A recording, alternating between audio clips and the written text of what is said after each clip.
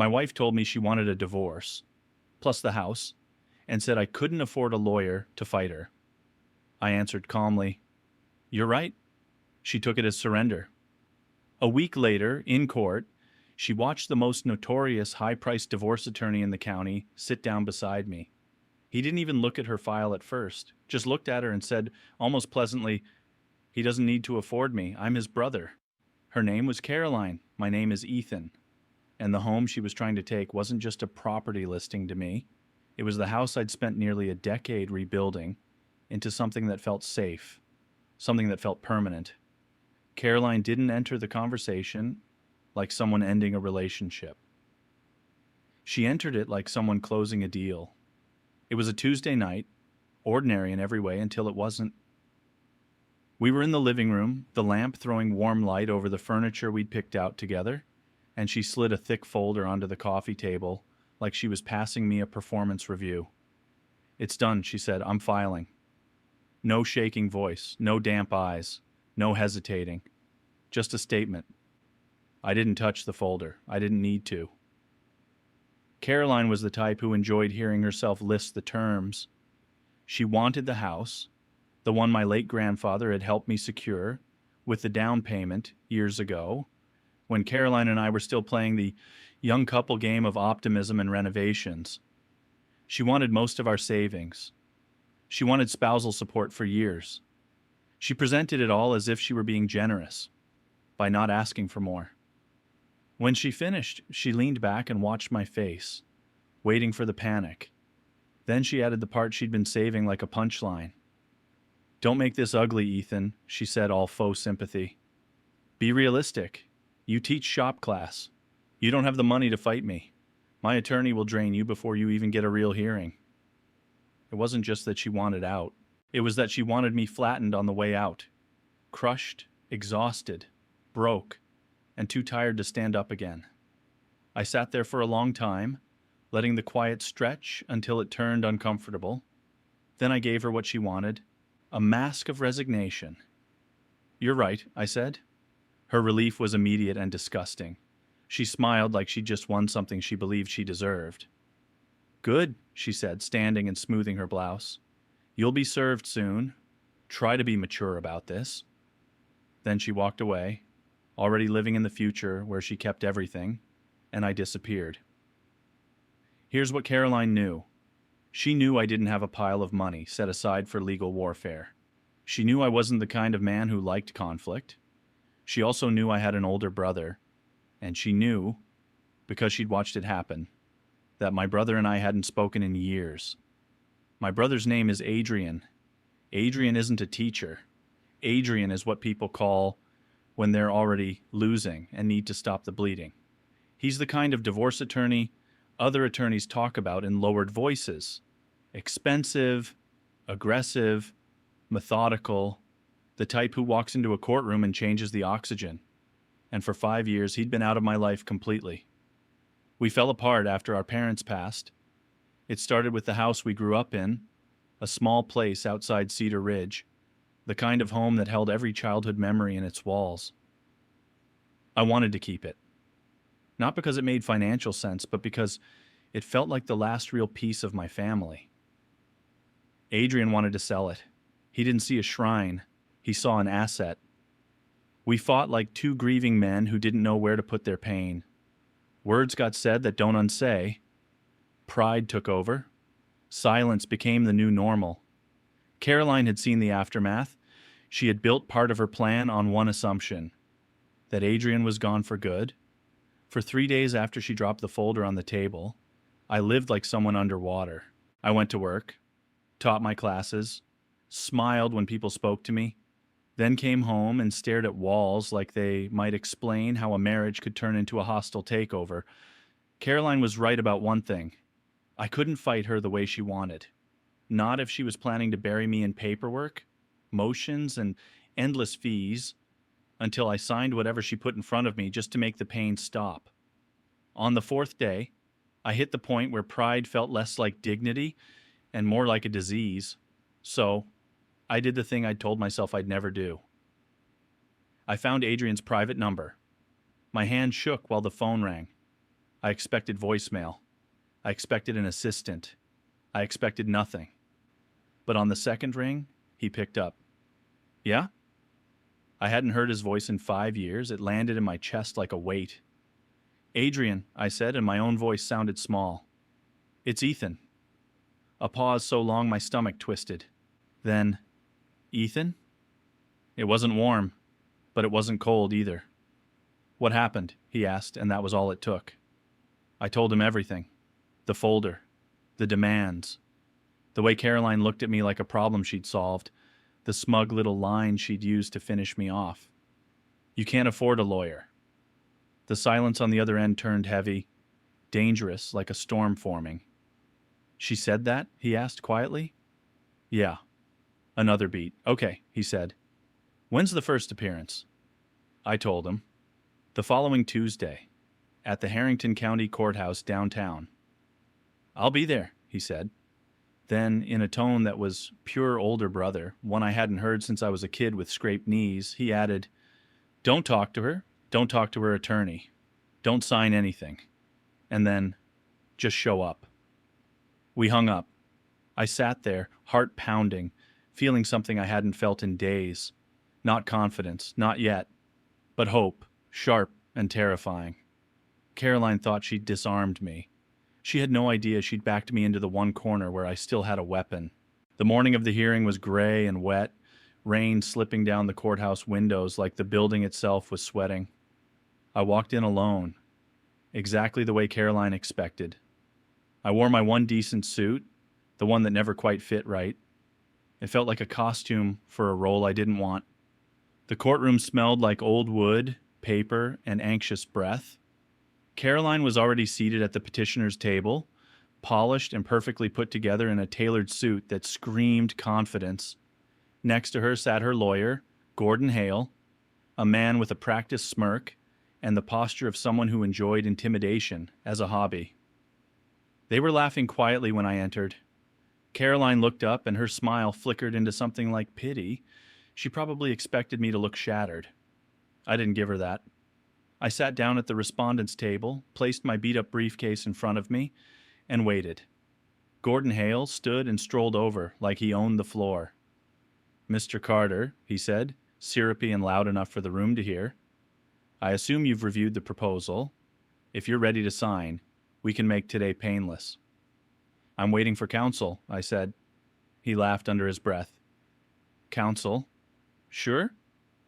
He sauntered back like the conversation was over. A few minutes later, the judge entered, stern, efficient, not interested in theatrics. She checked the docket. Carter versus Carter, she announced. Are both parties present and represented? Gordon stood. Yes, Your Honor. Gordon Hale for the petitioner, Mrs. Caroline Carter.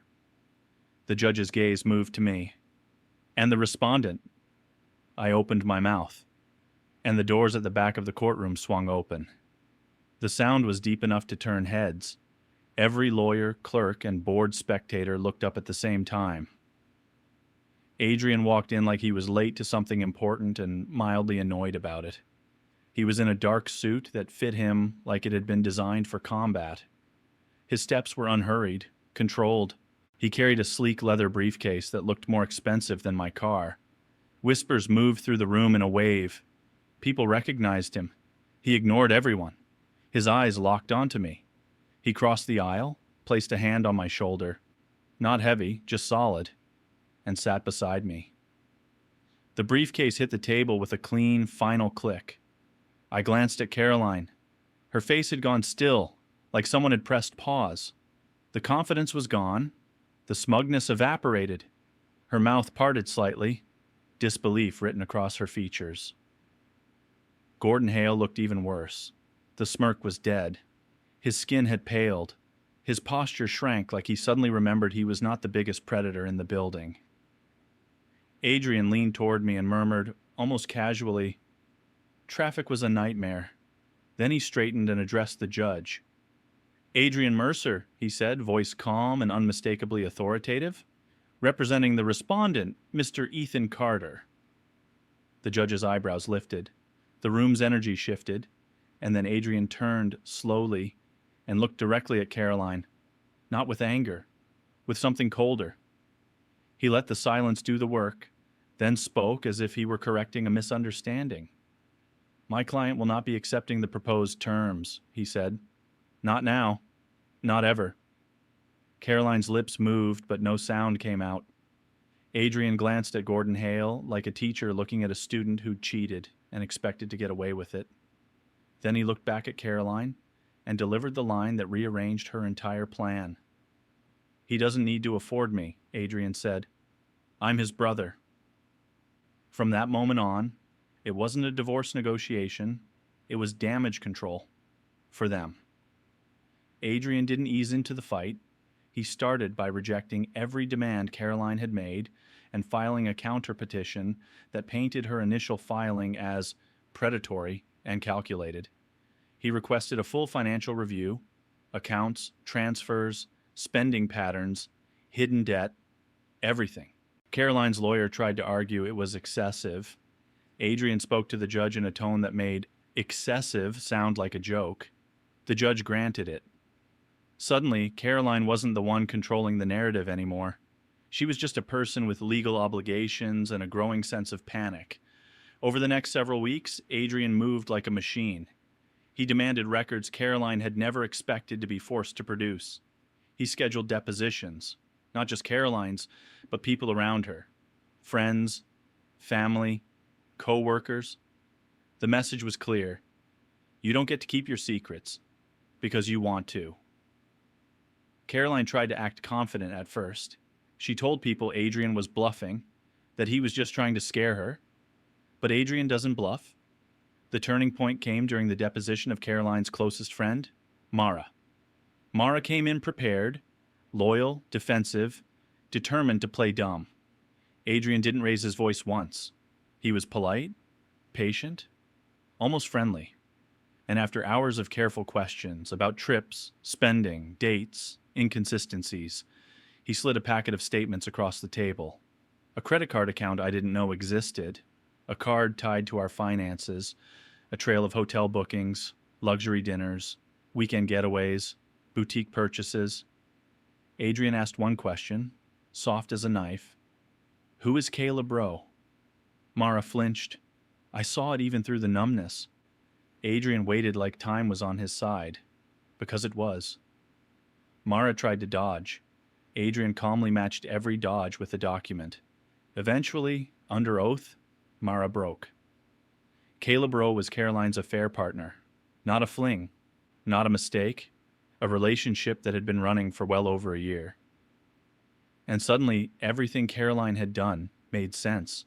The aggressive demands, the certainty, the lack of emotion. She wasn't leaving me into the unknown. She was leaving me into a plan. Worse, she was trying to extract the maximum amount of money and security from our marriage to fund her new life. When Adrian deposed Caleb, the man showed up smug, dressed well, wearing arrogance like cologne. It didn't last. Adrian dismantled him with steady questions and quiet evidence until Caleb admitted what mattered.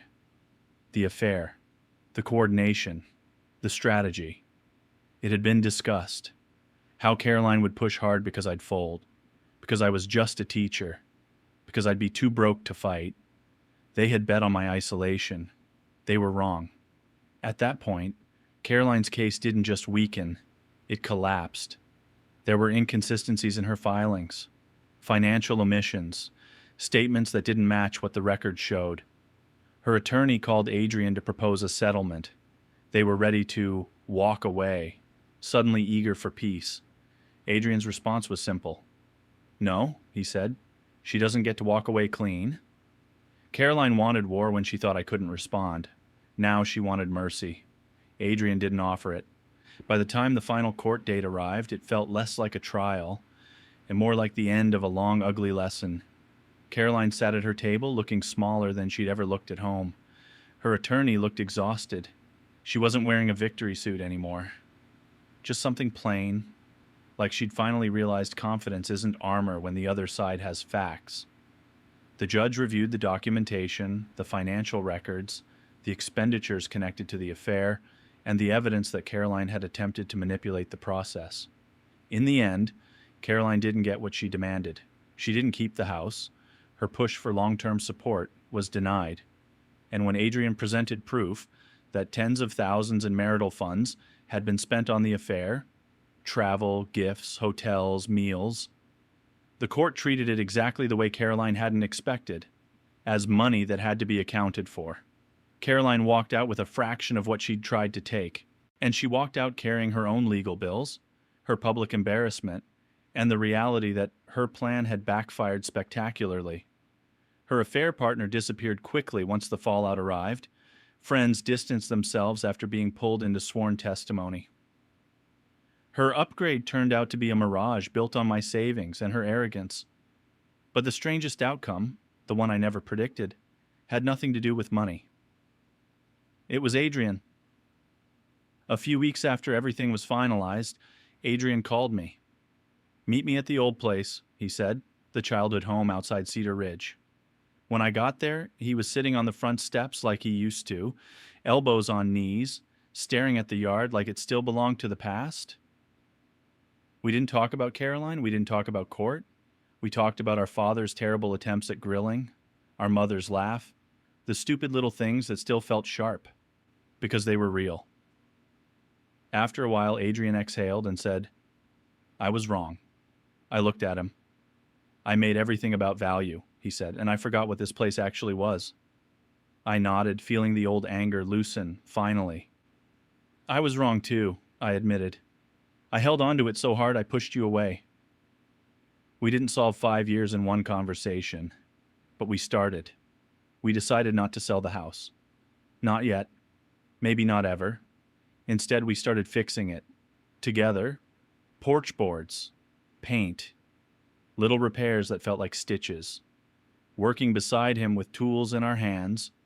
2 grown men rebuilding something that once broke us felt like the only kind of closure that mattered.